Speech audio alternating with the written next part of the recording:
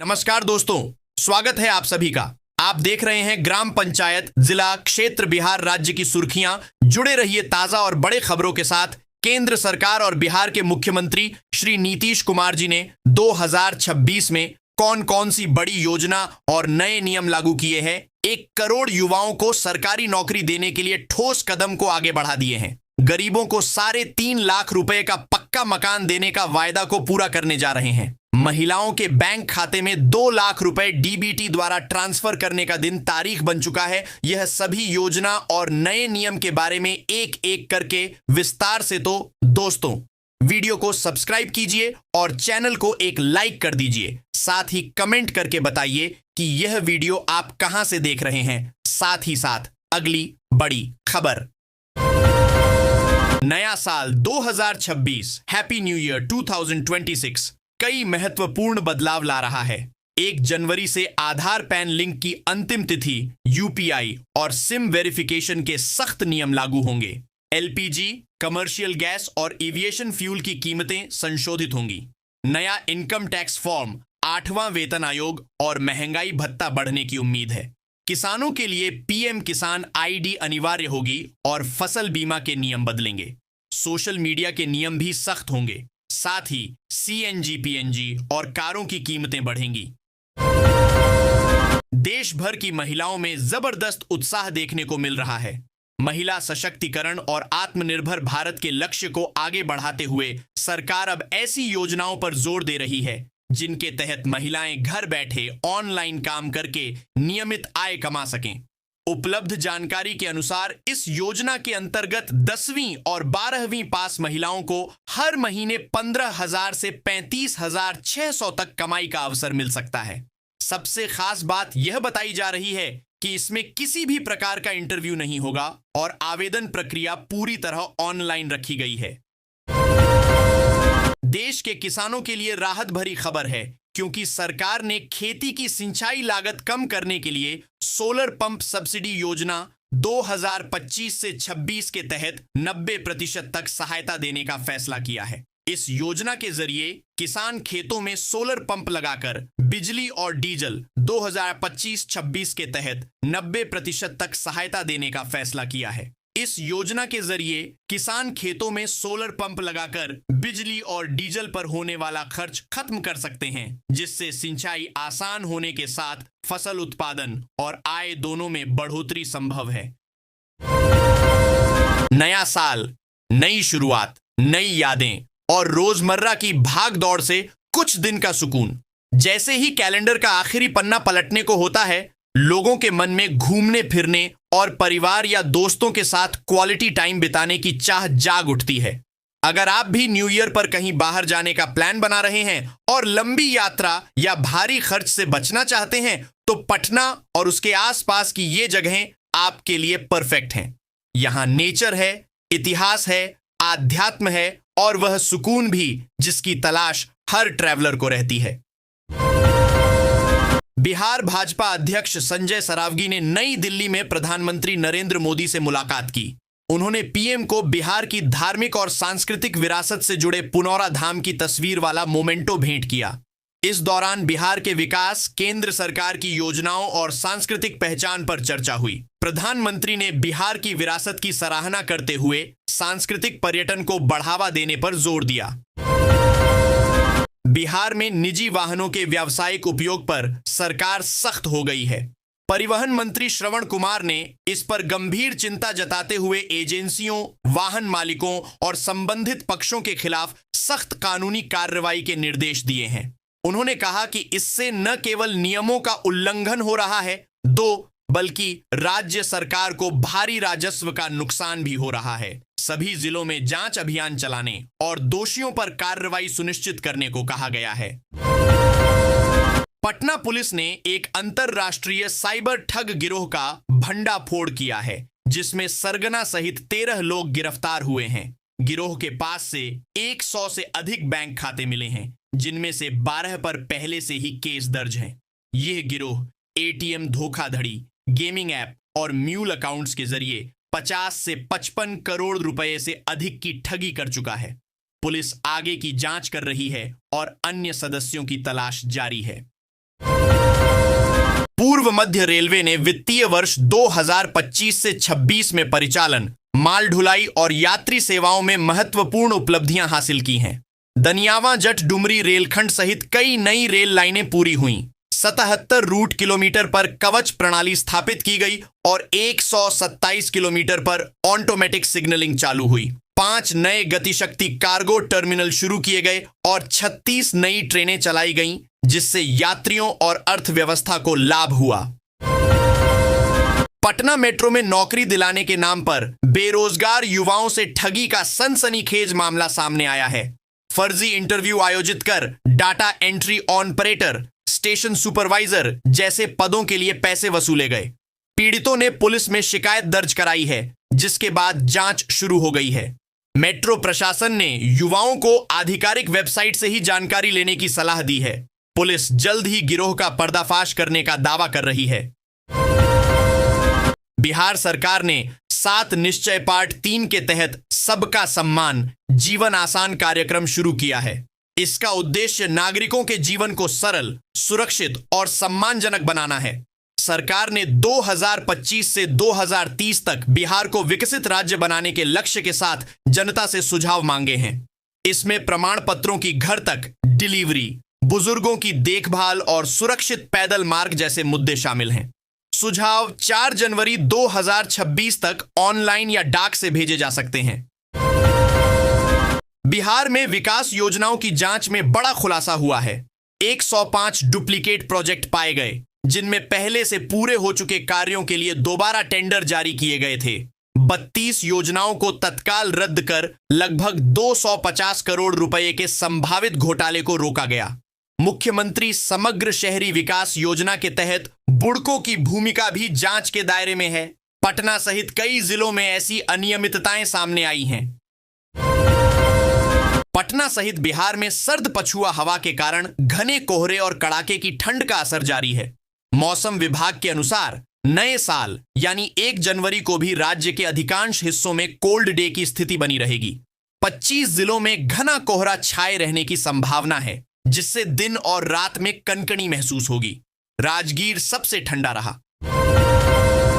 बिहार में 100 पिंक बसों के लिए 225 महिला चालकों की भर्ती की जाएगी। परिवहन मंत्री श्रवण कुमार ने औरंगाबाद के IDTR में प्रशिक्षण कार्यक्रम का उद्घाटन किया। वर्तमान में 19 महिलाओं को प्रशिक्षित किया जा रहा है, जिसके बाद वे बसें चलाएंगी। मंत्री ने बताया कि पिंक बसों में चालक और कंडक्टर महिलाएं ही होंगी, जिससे महिलाओं को सम्मानजनक आवागमन की सुविधा मिलेगी।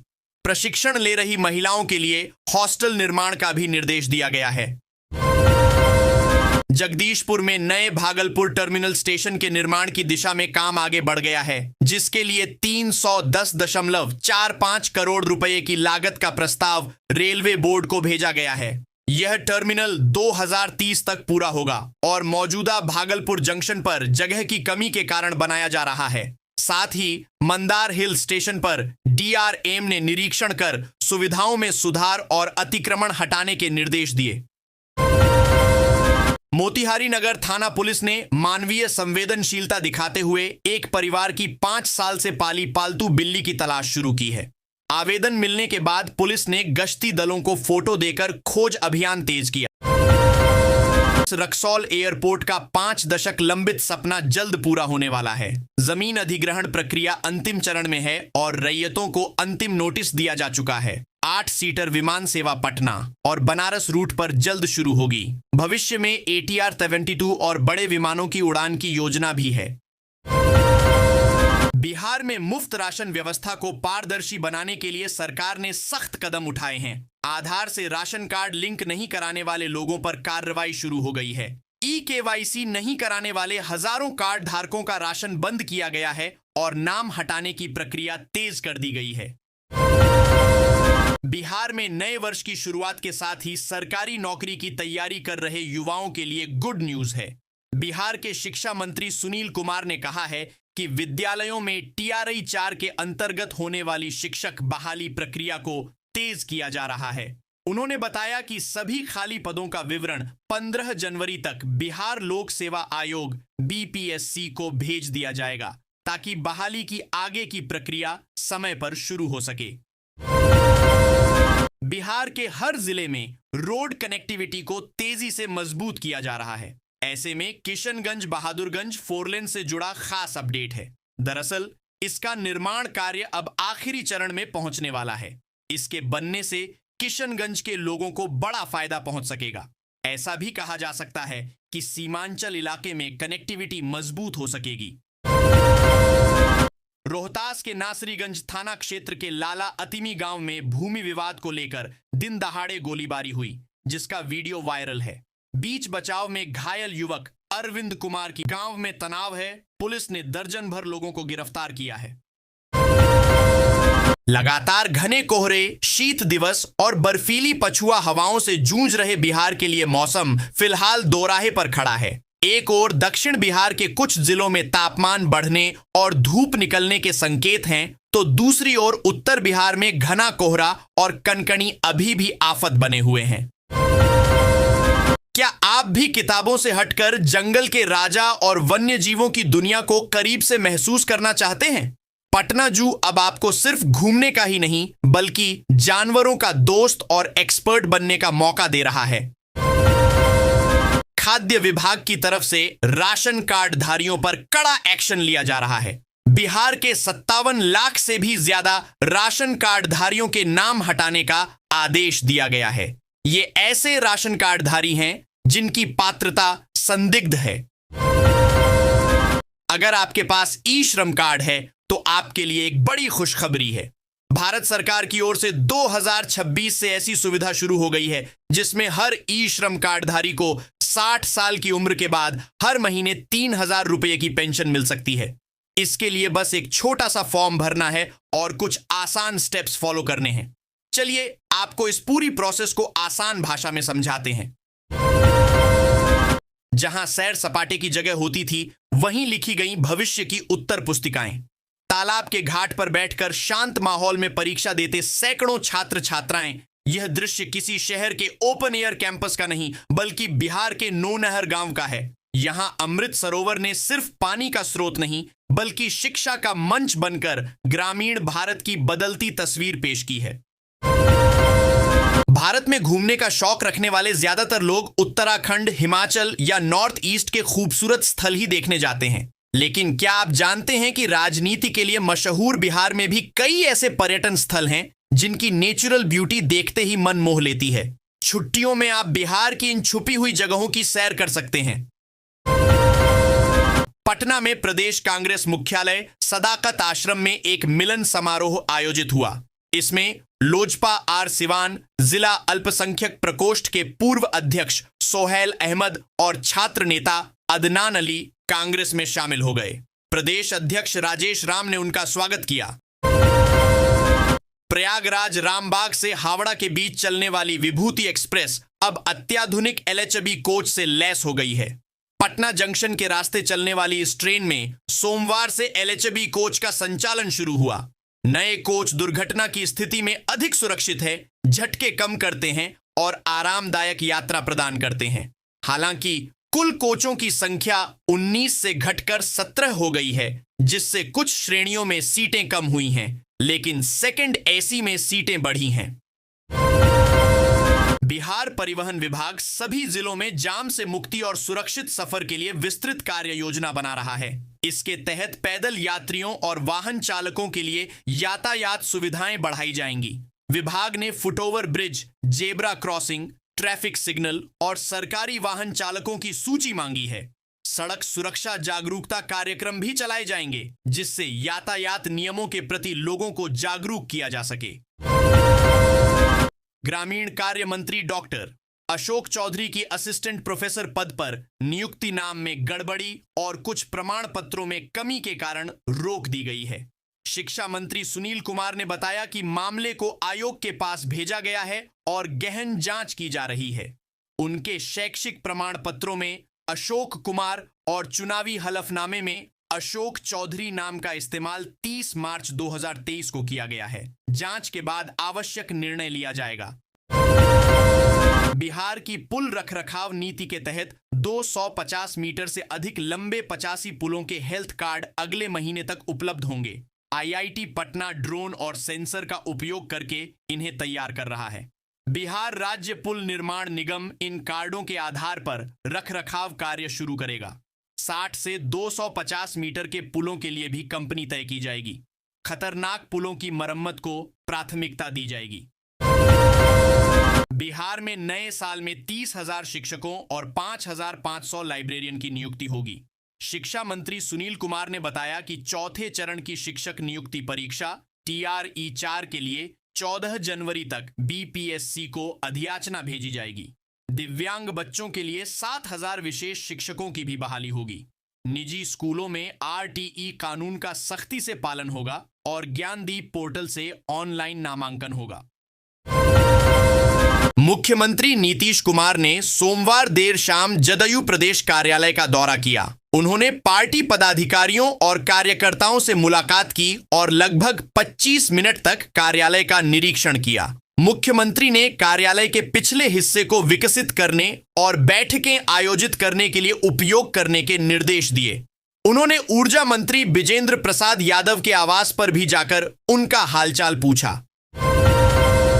बिहार सरकार ने ग्रामीण क्षेत्रों में निबंधन प्रक्रिया को आसान बनाने के लिए जीविका दीदियों को नई जिम्मेदारी सौंपी है।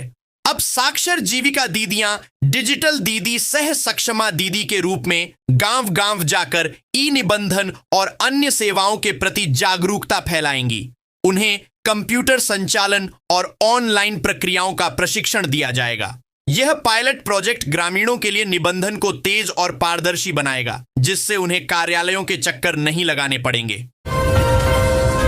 बिहार सरकार जल्द ही घोटाले के आरोपी 2 निलंबित जिला शिक्षा पदाधिकारी DEO और एक क्षेत्रीय शिक्षा उप निदेशक RDDE को बर्खास्त करेगी। शिक्षा मंत्री सुनील कुमार ने बताया कि किशनगंज के सुभाष गुप्ता, पश्चिम चंपारण के रजनीकांत प्रवीण और तिरहुत प्रमंडल के वीरेंद्र नारायण सिंह पर शैक्षणिक योजनाओं में बड़े पैमाने पर गड़बड़ी और आय से अधिक संपत्ति के आरोप हैं।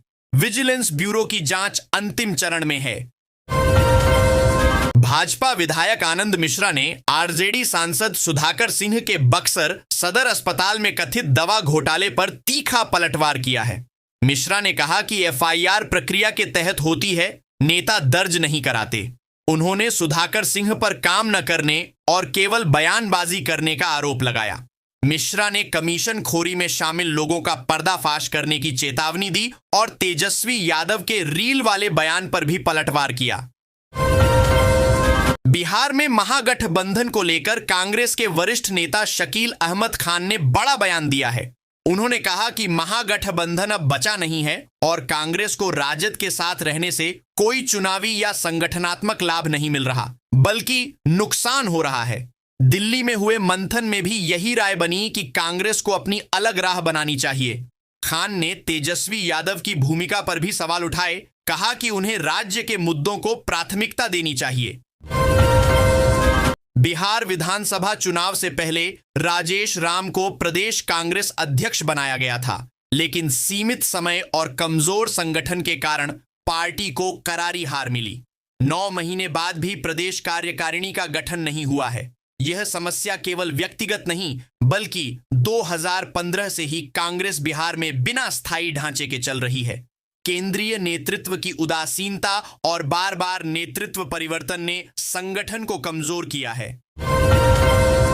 परिवहन विभाग ने लंबित ड्राइविंग लाइसेंस और वाहन पंजीकरण मामलों पर सख्त रुख अपनाया है। परिवहन मंत्री श्रवण कुमार ने अधिकारियों को तय समय सीमा में इन मामलों का निपटारा करने का निर्देश दिया है। वीडियो कॉन्फ्रेंसिंग के जरिए समीक्षा की गई, जिसमें ई-रिक्शा पंजीकरण और बिना नंबर प्लेट वाले वाहनों पर भी चर्चा हुई। विभाग का लक्ष्य लंबित मामलों को खत्म कर सड़कों पर सुरक्षित संचालन सुनिश्चित करना है। माउंट असीसी स्कूल भागलपुर की छात्राओं ने बोकारो में आयोजित प्रथम राष्ट्रीय महिला ताइक्वांडो चैंपियनशिप में उत्कृष्ट प्रदर्शन किया। कल्पना कुमारी ने रजत और अर्पिता राज ने कांस्य पदक जीता। श्रेया, सौम्या, प्रियदर्शी और सृष्टि सिंह ने भी सराहनीय खेल दिखाया। यह सफलता खिलाड़ियों की कड़ी मेहनत और प्रशिक्षक तुलसी कुमार के मार्गदर्शन का परिणाम है, जिससे विद्यालय, जिला और राज्य का नाम रोशन हुआ।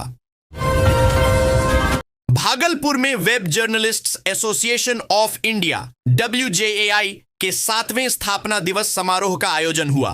पूर्व केंद्रीय मंत्री अश्विनी कुमार चौबे ने डिजिटल पत्रकारिता को लोकतंत्र की रीढ़ बताया। वक्ताओं ने जन सरोकारों को तेजी से सामने लाने और निष्पक्ष तथ्यपरक रिपोर्टिंग की आवश्यकता पर जोर दिया। आनंद कौशल लगातार चौथी बार राष्ट्रीय अध्यक्ष चुने गए और वेब पत्रकारिता में उत्कृष्ट योगदान के लिए WJAI एक्सीलेंस अवार्ड्स दिए गए।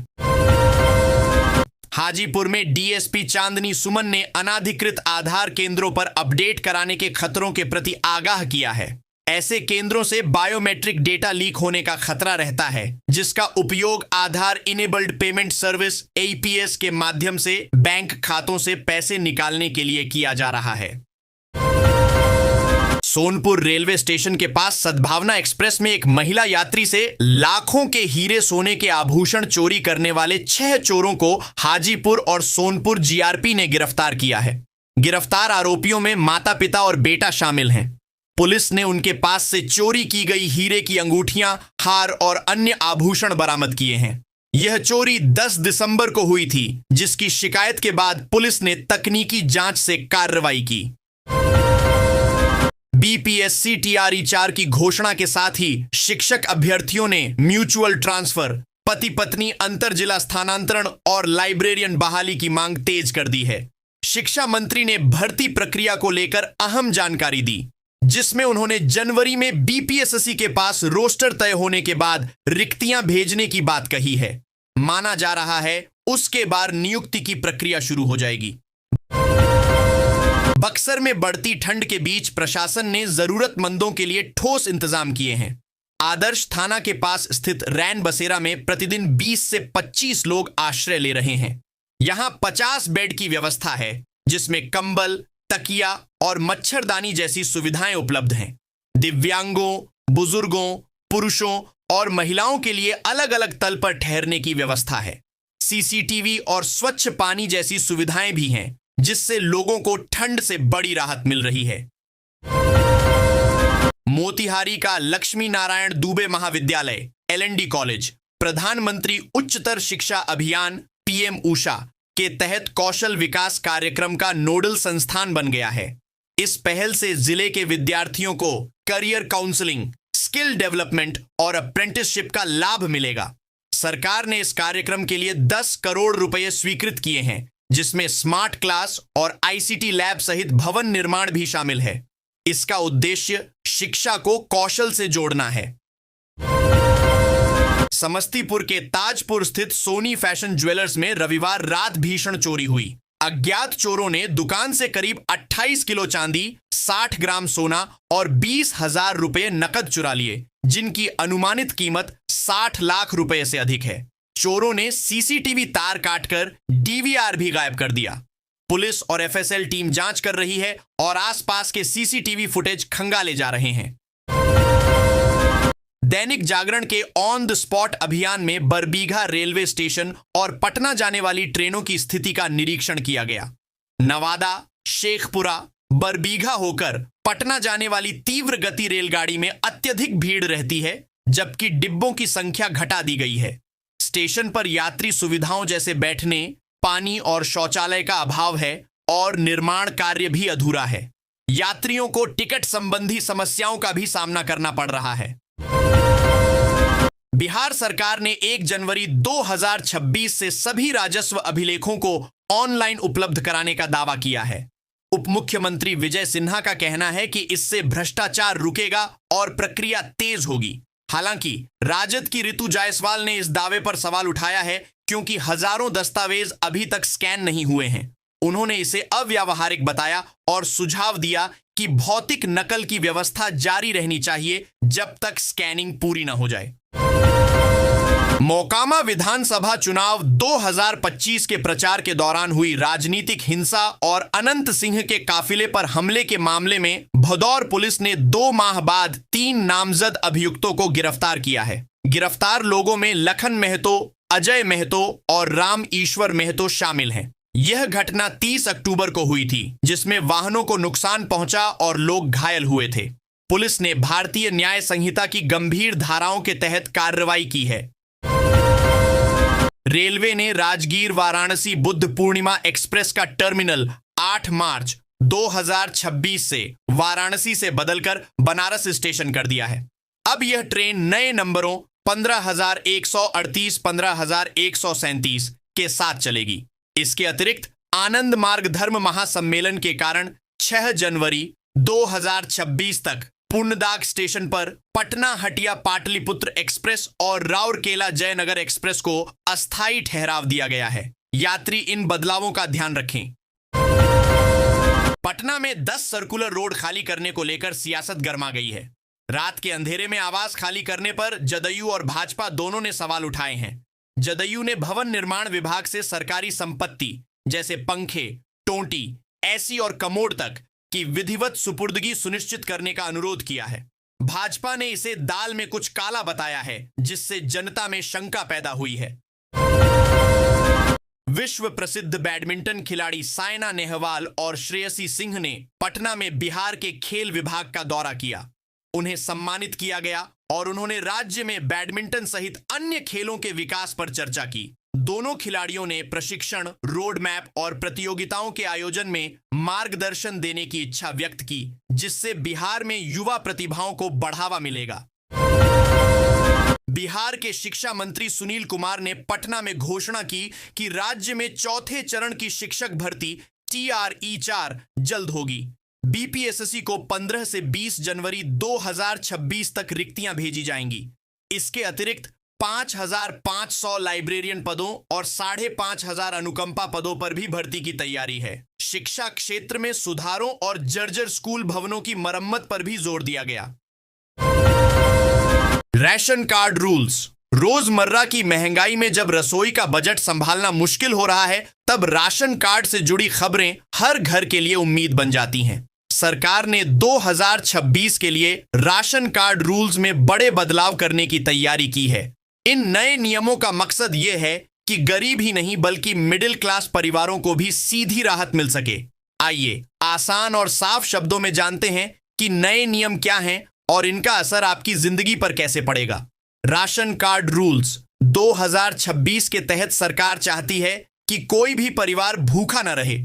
इसी सोच के साथ राशन प्रणाली को और सरल और पारदर्शी बनाया जा रहा है।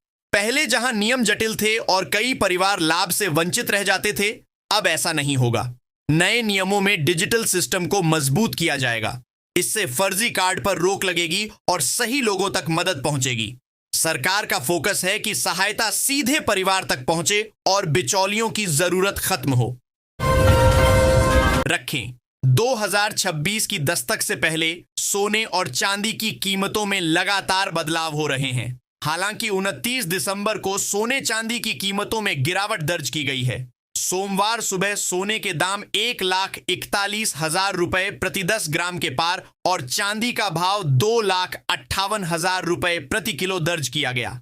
अगर आपके परिवार में शादी या फंक्शन है और आप आज सोना या चांदी खरीदने के लिए बाजार जाने की सोच रहे हैं, तो पहले 18, 22 और 24 कैरेट का ताजा भाव जांच लीजिए। स्थानीय सराफा बाजार द्वारा जारी की गई कीमतों IBJ के आंकड़ों के आधार पर के अनुसार 22 कैरेट सोने के दाम 1,30,005 रुपए, 24 कैरेट का भाव 1,41,860 रुपए और 18 कैरेट सोने का रेट 1,06,330 रुपए पर चल रहे हैं। आइए जानते हैं अलग अलग शहरों का नवीनतम भाव। दिल्ली जयपुर में सोने का दाम 1,06,330 रुपए चल रहा है। साथ ही कोलकाता मुंबई में 1,06,280 रुपए ट्रेंड कर रहा है। इंदौर भोपाल में 1,06,330 और चेन्नई में 1,08,650 रुपए दर्ज हुआ है। सोमवार को 22 कैरेट का भाव भोपाल इंदौर में सोने की कीमत की बात करें तो 1,29,950 रुपए चल रहा है। इसके अलावा जयपुर, लखनऊ, दिल्ली में 1,30,050 रुपए हो गए हैं। हैदराबाद, केरल व कोलकाता, मुंबई में 1,29,900 रुपए पहुंच गया है। सोमवार को 24 कैरेट का भाव भोपाल इंदौर में सोने की कीमत की बात करें तो 1,41,760 रुपए चल रहा है। दिल्ली, जयपुर, लखनऊ व चंडीगढ़ में 1,41,860 रुपए पहुंच गए हैं। हैदराबाद, केरल व बेंगलुरु, मुंबई में 1,41,110 रुपए और चेन्नई में कीमत 1,42,040 रुपए पर चल रही है। प्रमुख शहरों में चांदी का भाव 29 दिसंबर 2025 को जयपुर, कोलकाता, अहमदाबाद, लखनऊ, मुंबई और दिल्ली में 1 किलोग्राम चांदी की कीमत 2,58,000 रुपए बनी हुई है। अन्य राज्यों की तुलना में दक्षिण भारत के राज्यों में चांदी की कीमतों में बढ़त देखने को मिली है। चेन्नई, मदुरई, विजयवाड़ा, विशाखापट्टनम, हैदराबाद और केरल सराफा बाजार में चांदी का रेट 2,81,000 रुपए दर्ज किया गया है। हालांकि भोपाल व इंदौर में 1 किलो चांदी का दाम 2,58,000 रुपए रहा।